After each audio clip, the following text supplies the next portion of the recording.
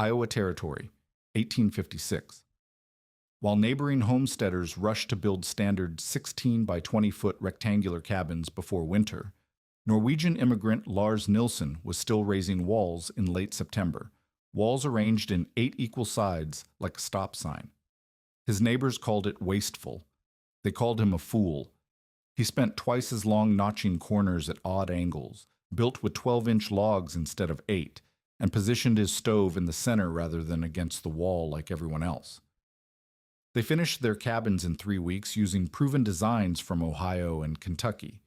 He took 2 months building something no one had seen on the Iowa prairie.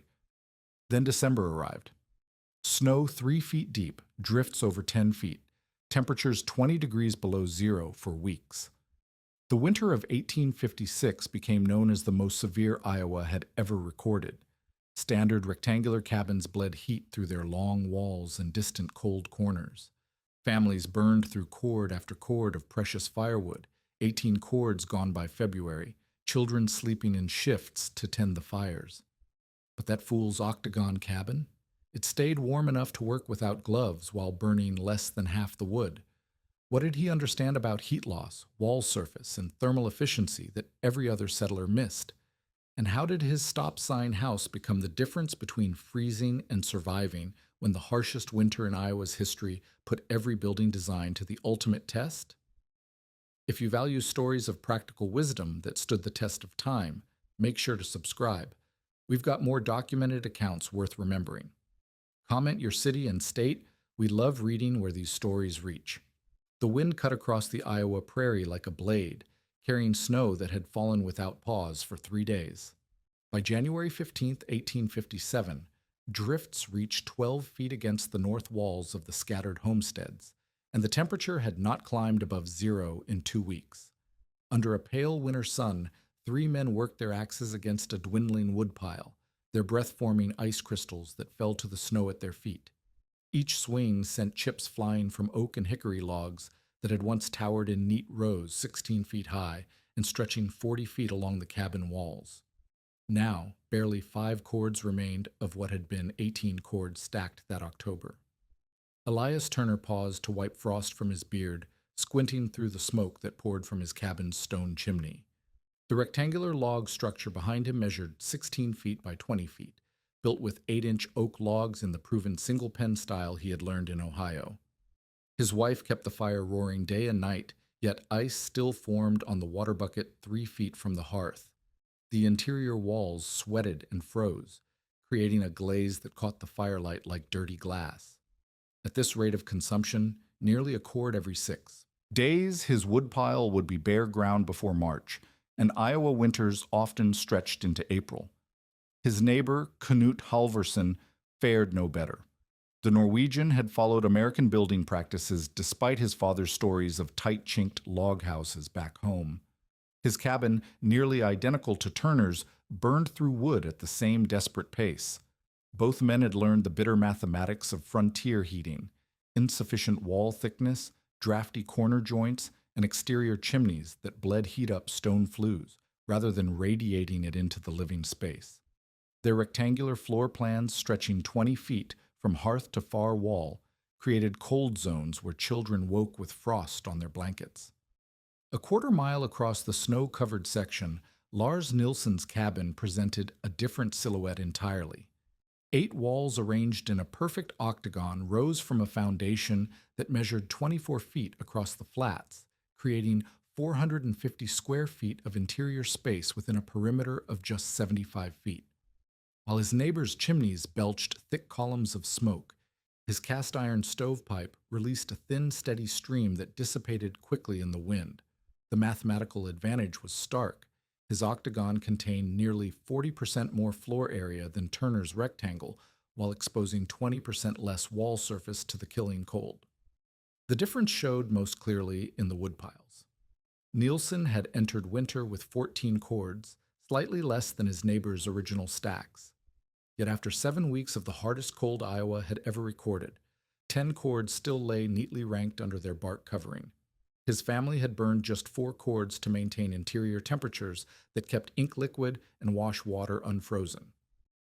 The stove, positioned in the geometric center of the octagonal room, stood no more than 12 feet from any sleeping corner. Heat radiated equally in all directions, eliminated the dead zones that plagued rectangular cabins. The contrast became even more pronounced during the blizzard of January 20th. Turner's family huddled within 6 feet of their roaring fireplace, while the far corners of their cabin dropped below freezing. They burned green wood, fence rails, and even furniture legs to maintain barely livable conditions near the hearth. Ice formed on the interior walls despite a fire hot enough to make the chimney stones crack and pop. The rectangular shape created wind pressure differentials that drove snow through every gap in the chinking, and the exterior chimney drew heated air up and out of the room faster than the fire could warm it. Inside the octagon, temperatures remained steady at 54 degrees throughout the storm. The central stove's iron surface radiated heat that reflected off 8 angled walls, creating circulation patterns that warmed every corner evenly.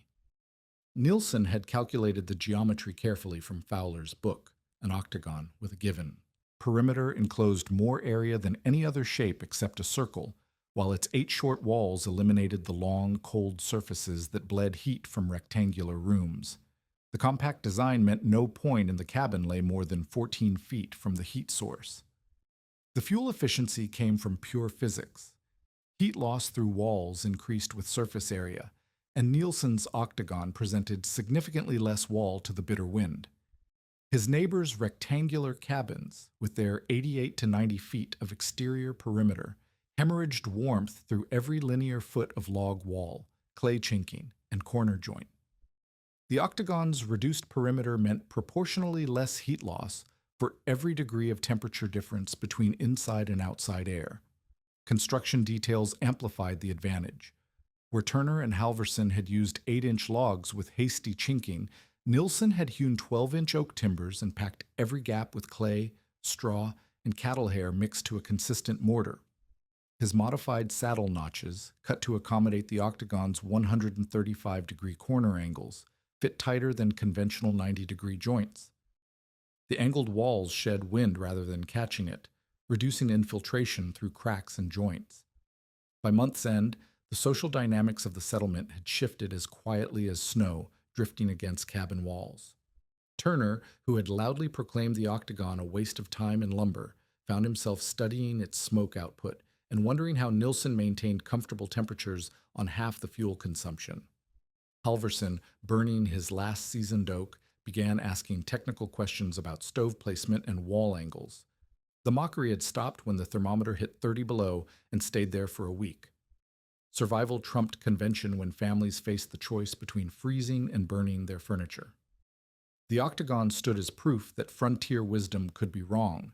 The traditional methods from other climates might fail on the Iowa prairie, and that careful attention to geometry and physics could mean the difference between comfort and catastrophe, when the hardest winter in memory tested every building decision against the brutal arithmetic of degrees and cordwood.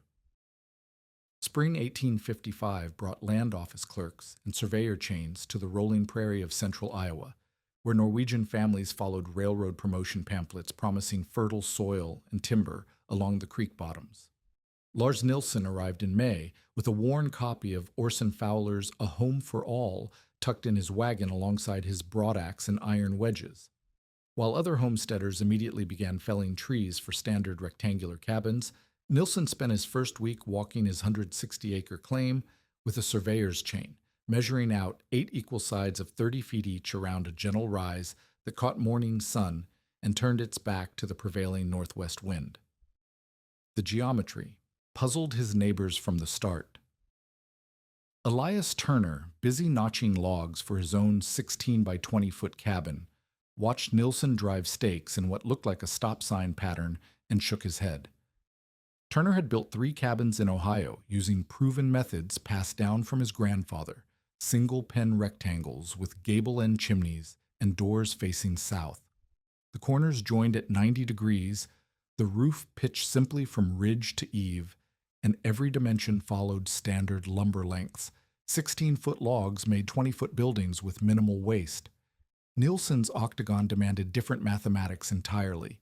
Each wall section required logs cut to exactly 11 feet 4 inches to create the desired 24-foot span across opposite flats. The corner angles, measured at 135 degrees instead of 90, forced him to modify the traditional saddle notch design. He carved each joint by hand, using a wooden template to ensure consistent angles that would lock the 8 walls into a rigid geometric frame. The precision took 3 times longer than conventional corner work, but the resulting joints fit together like interlocking puzzle pieces. The foundation work revealed another departure from standard practice. Instead of laying long sill logs parallel to create a rectangular base, Nilsson built up a low stone foundation that followed his octagonal perimeter. He hauled limestone from the creek bottom and dry stacked the pieces into walls 18 inches high, creating a moisture barrier that would keep the bottom logs from rotting in Iowa's wet springs. The octagonal stone ring enclosed nearly 450 square feet of floor area within a perimeter of just 75 feet, 20% less exterior wall than a rectangular cabin of similar size. Turner and the other neighbors gathered to watch the log raising in September, bringing their own axes to help with the heavy timber work, despite their skepticism about the odd-shaped building. The walls rose in courses, each log carefully hewn to present flat interior and exterior faces while maintaining 12 inches of solid oak thickness. Nilsson had selected his timber from mature trees along the creek, choosing straight-grained oak and walnut that would shrink minimally and resist checking. The logs averaged 14 to 16 feet in length before cutting, longer than the 11-foot 4-inch walls required, but the extra length allowed him to select the best sections and discard knots or defects. The corner work demanded constant attention to angles and fit. Where rectangular cabins used simple 90-degree notches that carpenters could cut by eye, the Octagon's 135-degree corners required mathematical precision. Nilsson carved each notch with a sharp draw knife, checking the angle against his wooden template and adjusting until the logs nested together with no gaps.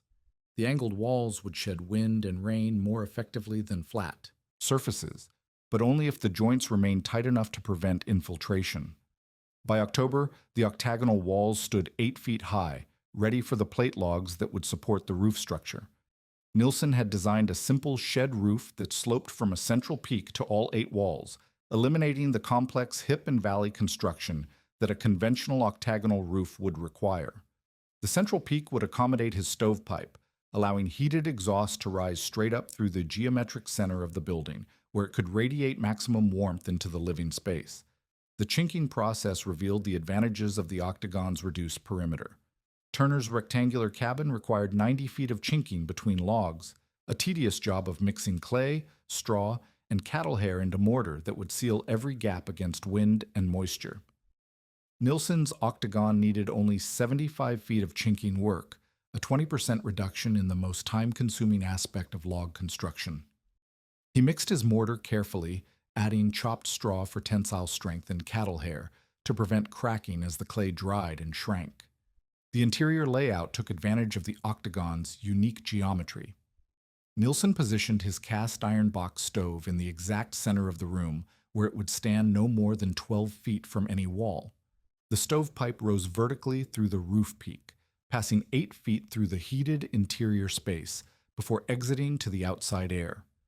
This arrangement captured far more heat from the exhaust than conventional sidewall chimneys that immediately vented heated gases outside the building envelope.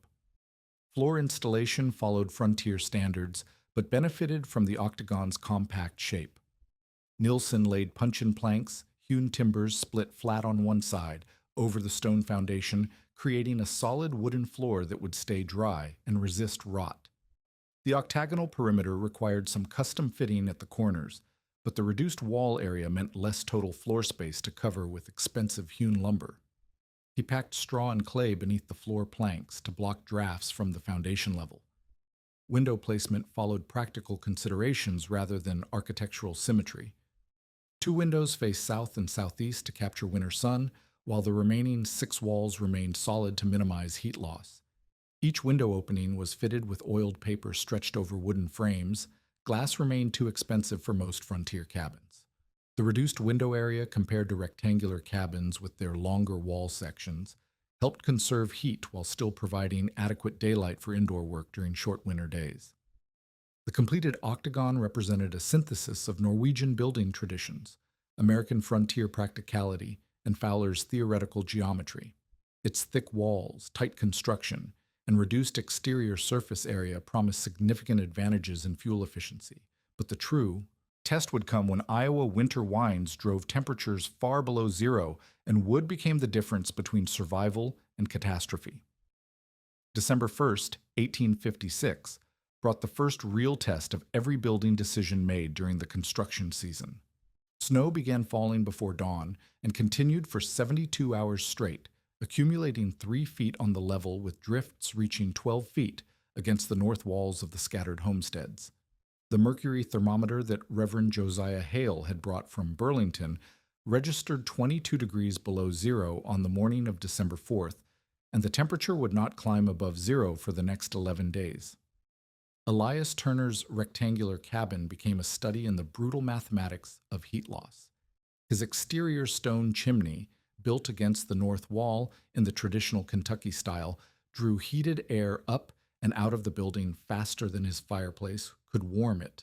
The 20-foot interior dimension meant his sleeping area lay 18 feet from the hearth, far enough that water froze solid in the wash basin every night, despite a fire that consumed nearly a full cord of oak every week. Ice formed on the interior log walls wherever his breath condensed, creating a glazed surface that reflected the firelight but provided no insulation value. Turner had entered winter confident in his fuel supply. 18 cords of seasoned oak and hickory stood ranked in precise rows behind his cabin, enough wood to heat most Kentucky homes through a normal winter. But Iowa's climate demanded different calculations entirely. By December 15th, he had burned through 6 cords maintaining barely livable temperatures near the hearth, while the far corners of his cabin dropped below freezing. His wife and children slept in shifts, one family member staying awake through the night to feed split wood into the fireplace every 2 hours. The rectangular floor plan created dead zones where heated air could not circulate effectively. Hot air rose from the fireplace and immediately struck the low ceiling, spreading outward toward the walls where it cooled and sank back toward the floor. The long walls provided extensive surface area for heat transfer to the outside air, and the 90-degree corners created pockets where cold air pooled and stagnated. Turner's cabin consumed fuel at a rate that would exhaust his woodpile by early March, yet interior temperatures never exceeded 45 degrees in the sleeping areas. Knut Halvorsen faced identical challenges in his nearly identical cabin. Despite his childhood memories of tight Norwegian log houses that stayed warm through Arctic winters, he had followed American building practices and now paid the price in cordwood and comfort. His exterior chimney bled heat through the stone mass that extended outside the building envelope, and his rectangular plan created the same cold zones and circulation problems that plagued Turner's family.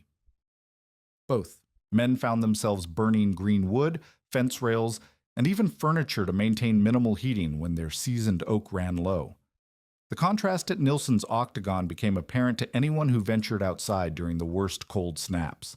While thick smoke poured from the chimneys of the rectangular cabins, the Octagon's stovepipe released a thin, steady plume that dissipated quickly in the wind. The visual difference reflected underlying thermodynamics that Fowler had predicted, but that Nilsson was proving through direct measurement.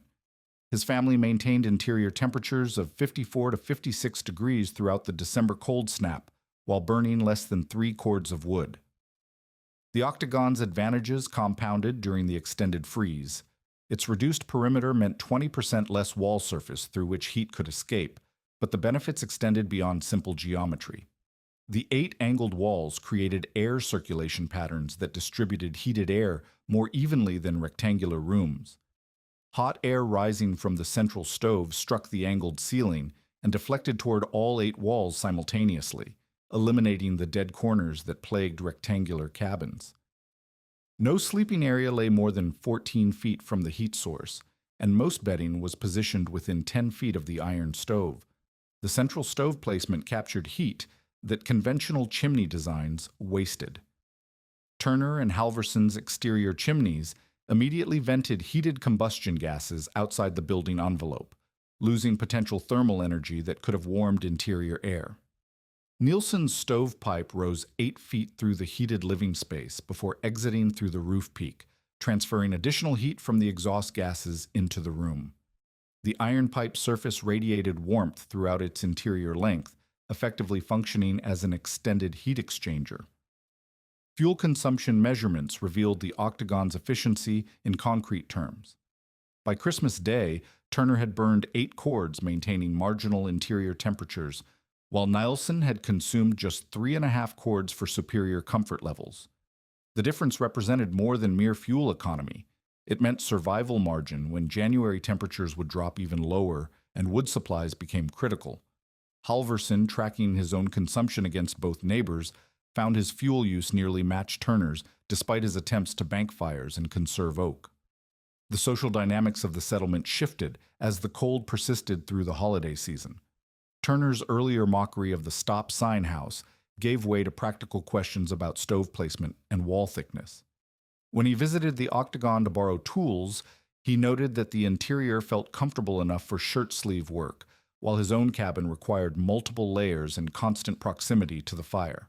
The temperature difference was measurable. His thermometer registered 42 degrees near his own fireplace, while Nielsen's cabin maintained 55 degrees throughout the room.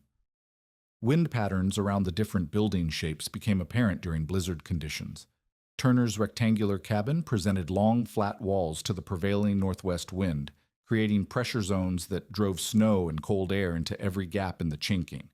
The sharp 90-degree corners caught wind and created turbulence that increased heat loss through convection. Nielsen's Octagon shed wind more effectively, with no single wall presenting a large target to the driving snow. The angled corners deflected air currents rather than catching them, reducing infiltration pressure that could drive cold air through construction joints. The January blizzard of 1857 would test these advantages to their limits, but by New Year's Day the pattern was already clear. Conventional rectangular construction, proven in milder climates, struggled against Iowa's brutal combination of sustained low temperatures and driving wind. The Octagon's reduced surface area, central heating, and wind-shedding geometry provided measurable advantages that translated directly into fuel savings and interior comfort when survival depended on maintaining adequate temperatures through the longest cold snap in territorial memory. Late January 1857 brought temperatures that old-timers would remember for the rest of their lives. The mercury dropped to 38 degrees below zero on January 23rd and stayed below 20 below for 9 consecutive days. Snow that had fallen in December never melted, and fresh storms added layers until drifts reached the eaves of single-story cabins. The Dubuque newspaper would later call it the most severe winter Iowa has ever experienced since she became a state. But for the scattered homesteaders burning through their wood supplies, such historical perspective offered no comfort. Elias Turner's woodpile told the story in stark arithmetic. Of his original 18 cords, only 5 remained stacked against his cabin's south wall, much of it green elm and cottonwood that had been split in desperation when the seasoned oak ran low. At his current consumption rate, nearly 1.5 cords each week during the coldest periods, he faced bare ground by mid-March, with 6 weeks of winter still ahead. His family had begun burning fence rails, barn siding, and anything else that would fit into their fireplace opening. The interior temperature near the hearth peaked at 48 degrees during the day, but dropped to the low 30s by dawn, despite continuous feeding of the fire. The rectangular cabin's design amplified every degree of outside cold. Heat loss occurred proportionally to the surface area of exterior walls, multiplied by the temperature difference between inside and outside air. Turner's cabin presented 92 feet of log wall to the bitter wind, and with interior temperatures barely 40 degrees warmer than the outside air, the heat transfer rate overwhelmed his fireplace's ability to compensate. Ice formed nightly on the interior walls, wherever moisture from cooking and breathing condensed on the cold log surfaces. His wife wrapped the children in every available blanket and quilt, yet they still woke with frost on the bedding in the morning. Knut Halvorsen's situation had become equally desperate. His woodpile showed similar depletion, 12 cords burned from an original 16, leaving just 4 cords of increasingly poor quality fuel. He had resorted to burning furniture legs and even considered tearing down his lean-to shed for emergency firewood. The Norwegian had written to relatives back in Wisconsin describing the Iowa winter as worse than anything he had experienced in Scandinavia, where well-built log houses stayed comfortable through Arctic conditions. His American-style cabin, with its exterior chimney and rectangular plan, proved inadequate for the sustained cold that characterized prairie winters. Both families faced the grim possibility of abandoning their claims and seeking shelter in town if their fuel supplies failed completely. The nearest settlement lay 12 miles south, a dangerous journey through snow-blocked trails with temperatures that could kill exposed travelers within hours. Children and elderly settlers had already died that winter across Iowa territory, victims of inadequate shelter and insufficient fuel supplies. The mathematics of survival had reduced to simple subtraction, cords of wood remaining minus weekly consumption rates equals days until catastrophe. The contrast at Nielsen's Octagon had become impossible to ignore. His original 14 cords had shrunk to 9.5 cords, a consumption rate barely half that of his rectangular neighbors. The Octagon's reduced wall surface meant proportionally less heat transfer, while the central stove location eliminated the cold zones that plagued conventional cabin designs. Interior temperatures remained steady between 52 and 56 degrees throughout the worst cold snaps, warm enough that ink stayed liquid and wash water never froze solid overnight. The fuel efficiency stemmed from basic physics that Fowler had described in theoretical terms, but that frontier conditions proved in brutal reality. Heat loss through building walls followed predictable patterns. More surface area meant more heat transfer, while compact shapes minimized the exterior envelope relative to interior volume. Nielsen's Octagon enclosed 450 square feet of living space within 75 linear feet of exterior wall. Turner's rectangular cabin contained just 320 square feet within 92 feet of wall, 40% less interior space with 23% more heat-losing surface. The mathematical advantage compounded during extended cold periods. While Turner and Halverson struggled to maintain 40-degree interior temperatures burning through their fuel reserves at unsustainable rates, Nielsen's family worked comfortably in shirt sleeves during the day and slept warm at night.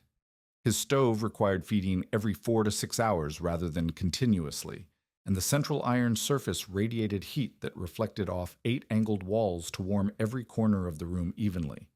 By February 1st, the social implications of the fuel crisis had transformed neighborhood relationships. Turner, swallowing the pride that had led him to mock the stop sign house, knocked on Nielsen's door after dark to ask, not just for emergency firewood, but for shelter. His youngest child had developed a persistent cough that worsened in the cold cabin, and his wife feared pneumonia if temperatures continued dropping in their inadequately heated home. The Norwegian quietly rearranged sleeping pallets to make room for Turner's family during the coldest nights. The arrangement revealed the Octagon's capacity advantages as clearly as its fuel efficiency. The compact circular layout accommodated additional people more effectively than rectangular floor plans, with every sleeping area remaining within warming distance of the central stove.